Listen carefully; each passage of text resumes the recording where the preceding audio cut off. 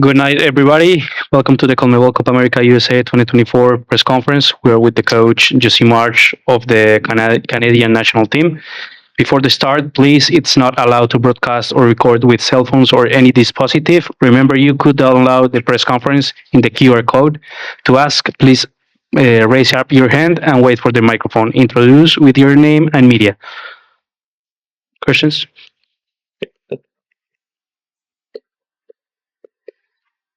Thank you. English. Pablo López, Match Deportes y G Sports de Ecuador. Mr. Good night. What to say to your players in this historic participation in Copa America 2024? Thank Yes, the players are disappointed in the way that we gave the match away. But I was very positive with them. And, we've been together for a little over 6 weeks.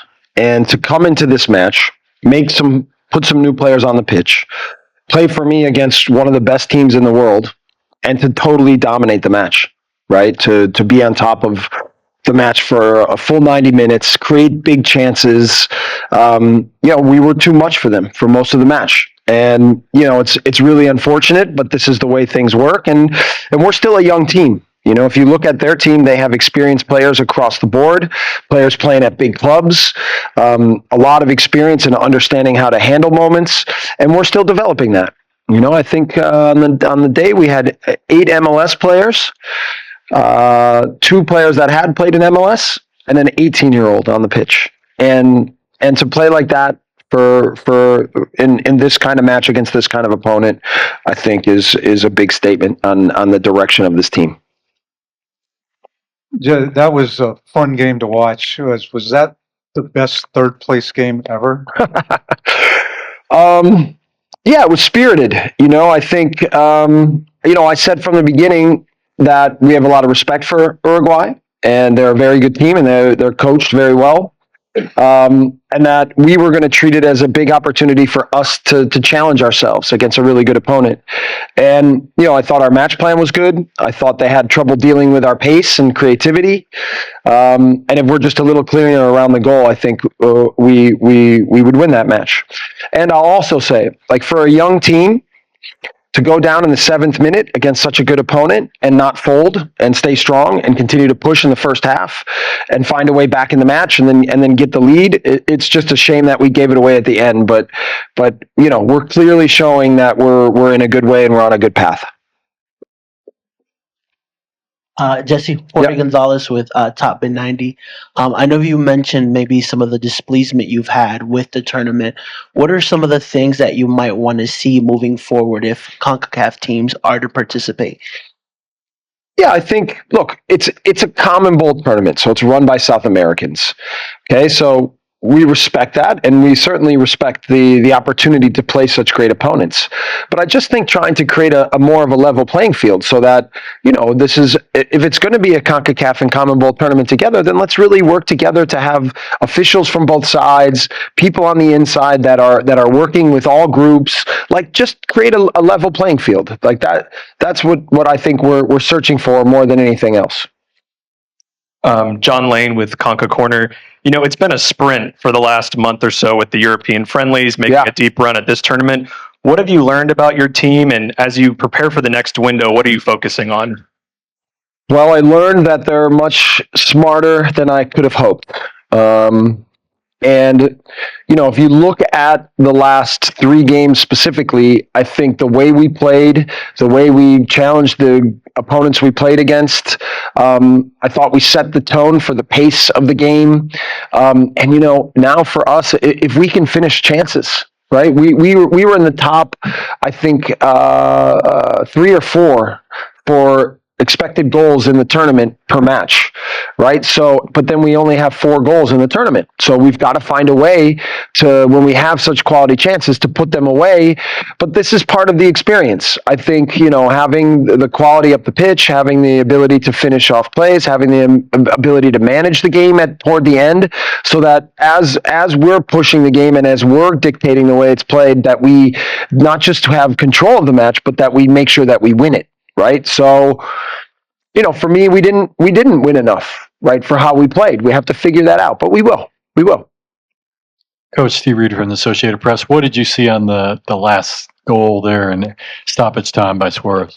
Yeah, we could have done a better job. Like, look, I was thinking after we got the goal, we had already made all our subs. I was trying to think, how do we tactically adjust the game? But I didn't want us to get passive. But when we had the ball, we just started giving it back to them too much and then allowing them to push themselves into the match. Once it got to the 90th minute, we should have been clever. We should have been dribbling the ball to the corner. We should have been taking fouls. We should have been able to shut that game down. But that's, that savviness of understanding how to handle matches, for a young team and relatively inexperienced, we need to develop that, and we will. Hello, Coach Andrea Montolivo from Agencia F. I would like to have a message from you to Kone, because it was the first time for me that I saw him live, and I was really impressed. Like a box-to-box player, fantastic game today, but unfortunately didn't end well. So just a comment from you about this player, because I was really, really impressed by him. Thank you. Yes, he had we knew, given their man marking, that his ability to get away from players was going to be important for us. And I don't think Uruguay struggled to deal with him in the midfield, right? And he was able to break them down a lot and then create advantages for us. He is a box-to-box midfielder. He's very clever on the ball.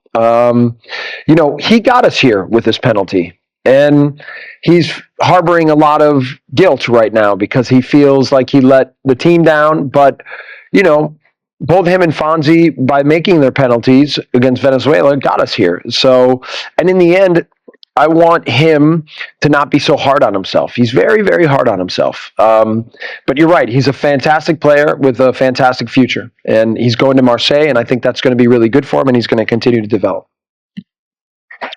Hi, Mr. Christian Santos from Ecuador. First, congratulations, because getting here is something historic for all of you. Yeah, and making a balance and a general analysis of the team and the tournament. How will you rate the performance of the Canadian team compared to the other teams in this cup? Look, we came to this tournament in a new process. Right, I've been on the job for 8 weeks, 9 weeks. I've thrown a ton of information at them, tactical information, psychological information about how we're going to develop, and step by step to take them through a process to make them the team that I know they can become. They've committed to it better than any group I've ever had, and they're all in. They do everything they can every day to push themselves, to support each other. To meet the standards that I'm setting for them. And I would give our performances overall incredibly positive. And, also not to just see 11 good players, but to see 15, 16 good players develop, and the youth and the adaptation to what I want us to become. I wouldn't have thought we could play a team like Uruguay and take them to their limit the way we did tonight at the start of this process. So we're way ahead of where I thought we would be, and it means that I told them now my expectations are even higher for them moving forward. So, but that's a good problem to have. Any other questions?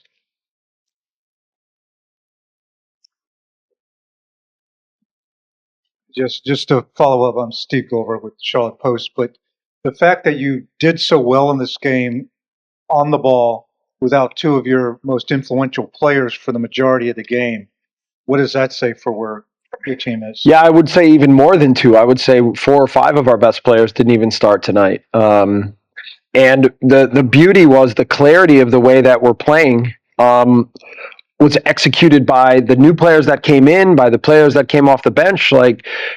It's not so easy to build a tactical model with such short time and under such big stresses against such good opponents, and then see them respond and perform and execute at such a high level.